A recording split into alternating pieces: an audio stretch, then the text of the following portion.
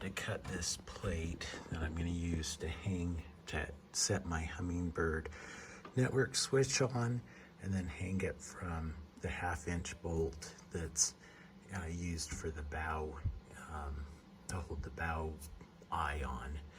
I think that should do the trick. It's a 1/4-inch aluminum, and here we go.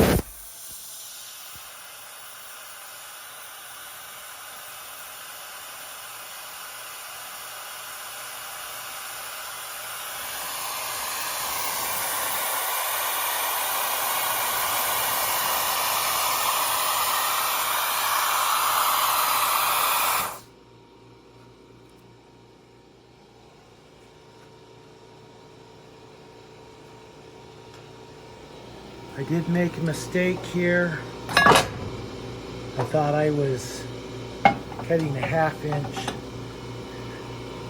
diameter, and I guess that was a radius. That's using their CAM program, so didn't fully understand that, but I don't think that's a big problem. I think that I can make that work just fine, maybe even easier.